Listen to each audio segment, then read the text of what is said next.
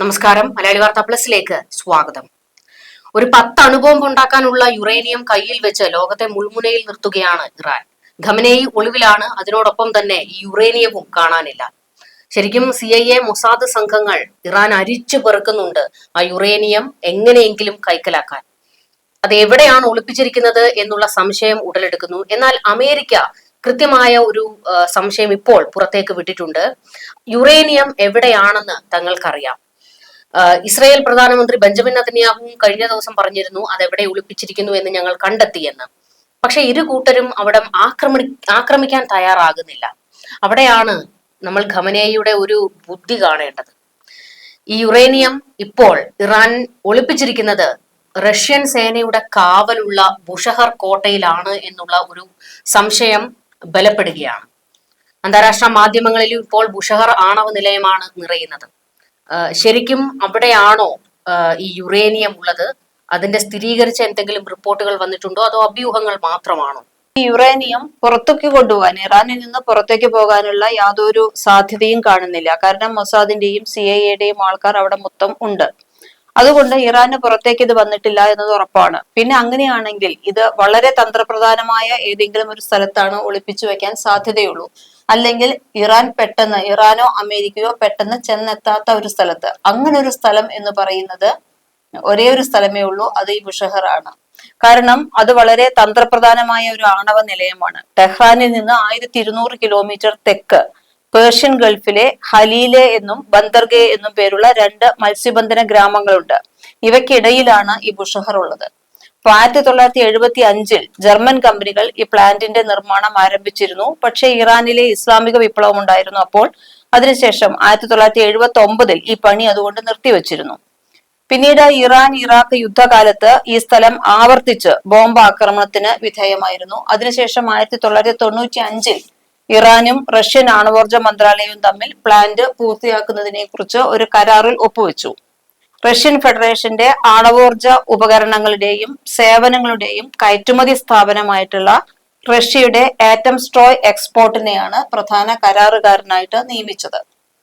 അങ്ങനെ സാങ്കേതികവും സാമ്പത്തികവുമായ വെല്ലുവിളികളും പടിഞ്ഞാറൻ രാജ്യങ്ങളിൽ നിന്നുള്ള രാഷ്ട്രീയ സമ്മർദ്ദവും എല്ലാം കാരണം പണി വീണ്ടും ഒരുപാട് വർഷങ്ങളോളം നീണ്ടു.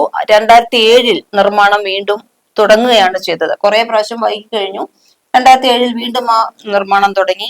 2007 ആണവ ഇന്ധന വിതരണം ആരംഭിച്ചു. 2011 സെപ്റ്റംബറിൽ പ്ലാന്റ് ദേശീയ ഗ്രിഡിലേക്ക് വൈദ്യുതി ചേർക്കാൻ തുടങ്ങി. 2011 സെപ്റ്റംബറിൽ ഇത് തുറന്നു. മിഡിൽ ഈസ്റ്റിൽ നിർമ്മിച്ച ആദ്യത്തെ സിവിലിയൻ ആണവ നിലയം. മിഡിൽ ഈസ്റ്റിൽ മുമ്പ് നിരവധി ഗവേഷണ റിയാക്ടറുകളെല്ലാം ഉണ്ടായിരുന്നു. ഇറാഖിൽ 2, ഇസ്രയേലിൽ 2, സിറിയയിൽ 1, ഇറാനിൽ 3. അതിനുശേഷമാണ് ഇപ്പൊ ഇത് വളരെ പ്രാബല്യത്തിൽ വരുന്നത്. ഇറാനിലെ റഷ്യൻ നിർമ്മിത ആണവ കേന്ദ്രമാണ്. ഇവിടെയുള്ള ഏറ്റവും വലിയ ഇസ്രയേലിനെ ഏറ്റവും കൂടുതൽ പേടിപ്പിക്കുന്ന കാര്യം, ഇവിടെ നിരവധി റഷ്യൻ സൈനികരാണ് കാവൽ നിൽക്കുന്നത്, ഇറാനികളല്ല. അത് ഏറ്റവും കാരണം അവിടെ എന്തെങ്കിലും ഒരു ആക്രമണം ഉണ്ടായാൽ കൊല്ലപ്പെടുന്നവരുടെ കൂട്ടത്തിൽ റഷ്യൻ സൈനികരും ഉണ്ടാകാം. അങ്ങനെ സംഭവിച്ചു കഴിഞ്ഞാൽ പിന്നെ ആക്രമണത്തിന് മുന്നിട്ടിറങ്ങുന്നത് റഷ്യയായിരിക്കും. അതുകൊണ്ട് തന്നെ ഈ പ്രദേശത്തേക്ക് ഇത് നീക്കാനുള്ള സാധ്യതയുണ്ടെന്ന് പറയുന്നു. പിന്നെ മറ്റൊരു സാധ്യതയെ കുറിച്ച് പറയുന്നത്, എങ്ങനെയാണ് ഇത്രയും അധികം എങ്ങനെയാണ് യുറേനിയം കടത്തിക്കൊണ്ടുപോകാൻ പറ്റിയത് എന്നുള്ളൊരു ചോദ്യം അവിടെ ഉയരുന്നുണ്ട്. അഭ്യൂഹമാണോ എന്ന് ചോദിച്ചല്ലോ. ഇവര് ധാരാളം തുരങ്കങ്ങളുണ്ട്. ഈ തുരങ്കങ്ങളിൽ നിന്ന് ബുഷഹറിലേക്കും തുരങ്കങ്ങളുണ്ട്. അപ്പൊ തുരങ്കങ്ങളിലൂടെ ഇത് മാറ്റിയിട്ടുണ്ടാകാമെന്നാണ് ഇപ്പൊ പറയുന്നത്. കാര്യം ഞാനത് ചോദിക്കാൻ, അഭ്യൂഹങ്ങൾ മാത്രമാണോ എന്ന് ചോദിക്കാൻ ഒരു കാരണമുണ്ട്. അതായത് അന്താരാഷ്ട്ര ആണവോർജ ഏജൻസിയുടെ മേൽനോട്ടത്തിലാണ് ബുഷഹർ പ്രവർത്തിക്കുന്നത്. അപ്പോൾ അവരുടെ കണ്ണ് വെട്ടിച്ച് എങ്ങനെ ഈ യുറേനിയം അതിനുള്ളിൽ ഒളിപ്പിക്കാൻ കഴിയും എന്നുള്ള ഒരു ചോദ്യം. അതിന്റെ ഉത്തരാണ് ബങ്കറിന്റെ ഉള്ളിൽ കൂടെ, തുരങ്കങ്ങളിൽ കൂടെയാണ് ബുഷഹറിലേക്ക് എത്തിച്ചിട്ടുണ്ടായിരിക്കുക എന്നാണ് അനുമാനം. കാരണം അതല്ലാതെ ഇറാന് പുറത്തേക്ക് കൊണ്ടുപോകാൻ യാതൊരു ചാൻസും ഇല്ല. ഈ ആക്രമിച്ചിട്ടുള്ള എവിടെയും ഈ യുറേനിയം ഇല്ലതാനും. അങ്ങനെയാണെങ്കിൽ പിന്നെ അത് ഇവിടെ ഉണ്ടാകിയിരിക്കുള്ളൂ. അവിടെ ഉണ്ടെന്ന് അറിഞ്ഞാലും അമേരിക്കയ്ക്ക് ഒന്നും തന്നെ ചെയ്യാൻ പറ്റില്ല. നമുക്ക് അതിൽ എടുത്തു പറയേണ്ട ഒരു കാര്യമുണ്ട്. അതായത് ഇസ്രയേൽ ഇറാനിലേക്ക് ആക്രമണം നടത്തുന്ന ഘട്ടത്തിൽ ഇറാനിലെ ആണവ കേന്ദ്രങ്ങൾക്ക് നേരെയാണ് ഇസ്രയേൽ ലക്ഷ്യം വെക്കുന്നത് എന്ന് മനസ്സിലായ ഘട്ടത്തിൽ പുടിൻ രംഗത്ത് വന്നൊരു പ്രസ്താവന നടത്തിയിരുന്നു, ബുഷഹർ ആക്രമിക്കരുത് എന്ന്. അപ്പോൾ ബുഷഹർ അത്രത്തോളം തന്ത്രപ്രധാനമായിട്ടുള്ള ഒരു മേഖലയാണ്. റഷ്യയുടെ 200ഓളം സൈനികർ കാവൽ നിൽക്കുന്ന നിൽക്കുന്നുണ്ട്. ഒരു കേന്ദ്രമാണ്. തന്നെയല്ല റഷ്യയിൽ നിന്നുള്ള ആണവ പരീക്ഷണത്തിന് വേണ്ടി നിരവധി പേർ അവിടെ ഉണ്ട്. അപ്പോൾ അവിടെ കൈവെക്കരുത് എന്ന് പുടിൻ ആദ്യം തന്നെ മുന്നറിയിപ്പ് കൊടുത്തിരുന്നു. അമേരിക്ക ബങ്കർ ബസ്റ്റർ ബോംബുകൾ ഉപയോഗിച്ച് ഫോർഡോ ആക്രമിക്കുന്ന ഘട്ടത്തിലും ബുഷഹറിനെ ഒഴിവാക്കുകയാണ് ചെയ്തത്. ഇസ്രയേൽ മുൻപ് തുടക്കത്തിൽ പറഞ്ഞിരുന്നത്, ഒരു ഉദ്യോഗസ്ഥൻ പറഞ്ഞിരുന്നു ഞങ്ങൾ ഈ കേന്ദ്രം ആക്രമിച്ചു എന്ന് പറഞ്ഞു. തൊട്ടു പിന്നാലെ ആ ഉദ്യോഗസ്ഥൻ തന്നെ രംഗത്ത് വന്ന് വെളിപ്പെടുത്തി ബുഷഹർ ഞങ്ങൾ ആക്രമിച്ചിട്ടില്ല. കാരണം പേടി തന്നെയായിരുന്നു. അങ്ങനെയാണെങ്കിൽ ഇതിനുള്ളിൽ നിന്ന് ഇത് പുറത്തെടുക്കുക എന്ന് പറയുന്നത് കുറച്ച് പണിപ്പെടേണ്ട കാര്യമാണ്. തന്നെയല്ല ബുഷഹറിനെ ആക്രമിക്കാനും കഴിയില്ല, പൂർണ്ണമായും ആക്രമിക്കാൻ കഴിയില്ല. ഒന്ന് നമ്മൾ റഷ്യൻ സൈനികരുടെ കാര്യം രണ്ട് കുഗ്രാമങ്ങളുടെ ഇടയിലാണ്. നിരവധി മത്സ്യ തൊഴിലാളികൾ ഉള്ള മേഖലയാണ്. അല്ലാതെ മറ്റു കുറച്ചധികം പ്രതിസന്ധികൾ ഇവിടെ ആക്രമിക്കാൻ ഇസ്രയേലിനും ഇറാനും ഉണ്ട്. ക്ഷമിക്കണം, ഇസ്രയേലിനും അമേരിക്കയ്ക്കും ഉണ്ട്. പിന്നെ അവർക്ക് മുൻപിലുള്ള ഒരേ ഒരു പോംവഴി ഈ ചാരന്മാരെ ഇറക്കി അതിനുള്ളിൽ നിരീക്ഷണം നടത്തുക. പക്ഷെ ഈ അങ്ങനെയാണെങ്കിലും റഷ്യയുടെ കണ്ണു വെട്ടിച്ച് വേണം അകത്ത് കടക്കാൻ. അത് എത്രത്തോളം അകത്ത് കടക്കൽ ഒരു വിഷയം മൊസാദിന് എളുപ്പമായിരിക്കും. പക്ഷെ യുറേനിയം കൊണ്ട് പുറത്തു വരുന്നത് എങ്ങനെയാന്നുള്ളതാണ് ചോദ്യം. കാരണം ഇത് അതിനകത്ത് വെച്ച് നശിപ്പിക്കാനും കഴിയില്ല. കാരണം അവിടെ നിരവധി വികിരണം സംഭവിച്ചാൽ അത് വളരെ അപകടമായിരിക്കും. മുൻപ് ചെർണോബിൽ സംഭവിച്ചതുപോലെ ഒരു വൻ ദുരന്തമായിരിക്കും. പിന്നെ അവിടെ വെച്ച് എന്തെങ്കിലും സംഭവിക്കുകയാണെങ്കിൽ അത് ലോകത്തിന് പിന്നെ പിടിച്ചാൽ കിട്ടാത്ത ഒരു തരത്തിലേക്ക് അത് മാറിപ്പോകും. കാരണം നമ്മളിത് പറയാൻ കാരണം ഗൾഫ് രാജ്യങ്ങൾക്കൊക്കെ വലിയ പ്രതിസന്ധി ഉണ്ടാകും. അതിന്റെ കൂടുതൽ വിവരങ്ങൾ നമുക്കൊന്ന് വേണം. അങ്ങനെ സംഭവിക്കുകയാണെങ്കിൽ 1986 സോവിയറ്റ് യൂണിയനിലുണ്ടായ ചെർണോബിലുമായുള്ള ദുരന്തത്തിന് അതിന്റെ തന്നെ വീണ്ടും ഒരു ആവർത്തനമായിട്ട് രണ്ടാമതും വരാൻ സാധിക്കും. കാരണം എന്ന് വെച്ചാൽ റിയാക്ടർ കോറിന് എന്തെങ്കിലും കേടുപാടുകൾ സംഭവിക്കുകയും വലിയ തോതിൽ റേഡിയേഷൻ പുറത്തേക്ക് വ്യാപിക്കുകയും ചെയ്തതിനെ തുടർന്ന് അന്ന് ആയിരക്കണക്കിന് ആളുകൾക്ക് ജീവൻ നഷ്ടപ്പെട്ടിരുന്നു. ലക്ഷക്കണക്കിന് ആളുകൾക്ക് ആരോഗ്യ പ്രശ്നങ്ങൾ ഉണ്ടായിരുന്നു. വലിയൊരു പ്രദേശം വാസയോഗ്യമല്ലാതായി തീർന്നിരുന്നു ചെർണോബിൽ ദുരന്തത്തിൽ. അന്ന് അത് പറഞ്ഞിരുന്നു, ഒന്ന് ചെർണോബിൽ ദുരന്തം ഉണ്ടാകാനുള്ള കാരണങ്ങളിൽ ഒന്ന് വളരെ തൊഴിലാളികളുടെ അഭാവം, തൊഴിലാളികളുടെ അറിവില്ലായ്മയാണ് ഒരു പ്രശ്നമെന്ന് പറയുന്നു. അതിനേക്കാൾ കൂടുതലായിട്ട് പറയുന്നത് ഇത് തണുക്കാൻ വേണ്ടിയിട്ട്, ആണവ റിയാക്ടർ തണുക്കാൻ വേണ്ടിയിട്ട് ഉപയോഗിക്കുന്ന രീതിയിൽ വന്ന സാങ്കേതിക പിഴവാണ് ഇതിന് കാരണമെന്ന് പറയുന്നു. അപ്പോൾ ഇവിടെയും അങ്ങനെ എന്തെങ്കിലും ഒന്ന് സംഭവിച്ചു കഴിഞ്ഞാൽ ആണവ വികിരണം വളരെ വലിയ രീതിയിൽ ഉണ്ടാകുമെന്ന് പറയുന്നു. അങ്ങനെ ഉണ്ടായി കഴിഞ്ഞു കഴിഞ്ഞാൽ ഇത് ആ മേഖലയിൽ മുഴുവൻ തന്നെ ഇത് ബാധിക്കും. ക്യാൻസർ പോലുള്ള ഒരുപാട് രോഗങ്ങൾക്ക് സാധ്യതയുണ്ട്. ഇതിനേക്കാളൊക്കെയും പുറമെ ബുഷഹർ ആണവ നിലയം സ്ഥിതി ചെയ്യുന്നത് പേർഷ്യൻ ഗൾഫിന്റെ തീരത്താണ്. അപ്പൊ ഒരു ആണവ ചോർച്ചയുണ്ടായാൽ ഗൾഫ് കടലിലെ ജലത്തെ അത് മലിനമാക്കും. കടൽ സമ്പത്തിന് കേടുപാട് വരും.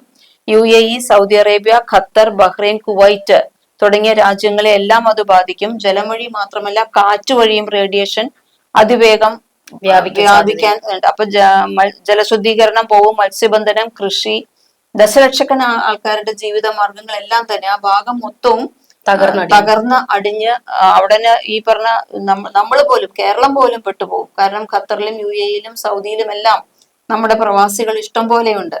അപ്പൊ നമ്മുടെ ഒരു വരുമാനത്തിന്റെ ഏറ്റവും വലിയ വരുമാനം വരുന്നത് പ്രവാസി വരുമാനമാണ് നമുക്കുള്ളത്. അങ്ങനെ നമ്മളെ വരെ ബാധിക്കാവുന്ന വലിയൊരു ദുരന്തമായിട്ട് അത് മാറും. അതുകൊണ്ട് ഒരിക്കലും അങ്ങനെ മൊസാദിനാണെങ്കിലും CIA-ക്കാണെങ്കിലും അവിടെ കയറി ചെന്ന് അതൊക്കെ നശിപ്പിക്കുക എന്നുള്ള ഒന്നും പ്രാവർത്തികമായിട്ടുള്ള ഒരു സംഭവമല്ല. അങ്ങനെ ഒരു സംഭവം നടക്കാൻ ചാൻസ് വളരെ കുറവാണ്.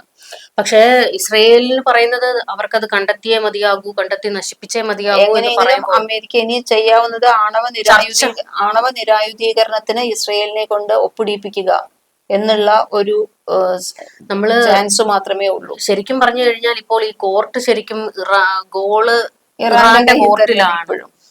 അതാണ് ഒരു പ്രതിസന്ധിയായി മാറിയിരിക്കുന്നത്. ഈ 400 കിലോ യുറേനിയം എന്ന് പറയുന്നത് ഒരു നിസ്സാര വിഷയമല്ല.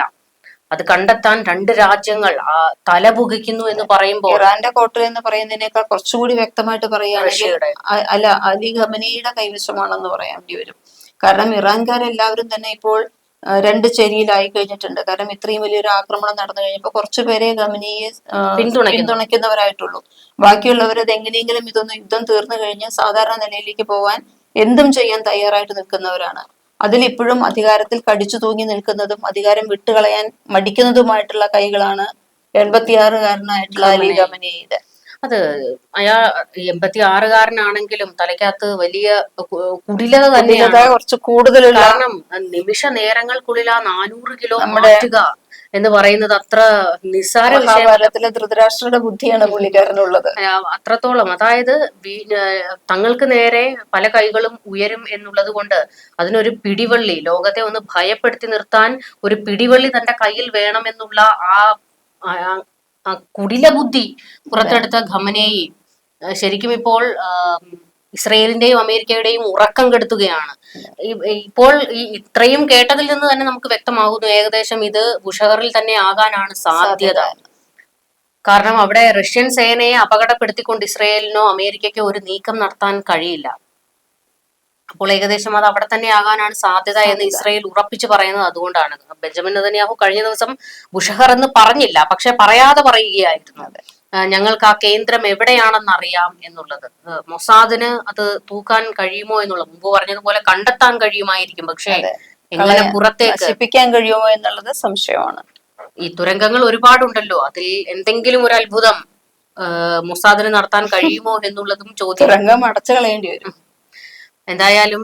അല്ലെങ്കിൽ അത് പുറത്തെടുക്കാൻ പറ്റാത്ത രീതിയിൽ അതിനെ മാറ്റേണ്ടി വരും. എന്ത് ചെയ്യും എന്നുള്ളതാണ്. അമേരിക്കയും പറയുന്നത് അതെവിടെയുണ്ട് എന്ന് ഞങ്ങൾക്കറിയാം എന്ന് പറയുന്നുണ്ട്. പക്ഷെ ഇതിനോടകം തന്നെ അവിടെ ഒന്ന് കൈവയ്ക്കാൻ പോലും ഇരുകൂട്ടരും തയ്യാറാകുന്നില്ല. ഇനി എന്ത് സംഭവിക്കും, എന്തെങ്കിലും അത്ഭുതം ഉണ്ടാകുമോ എന്ന് നമുക്ക് നോക്കാം. കൂടുതൽ ചർച്ചകളുമായി കാണാം. നമസ്കാരം. Malayali Warta Plus. Like, share and subscribe.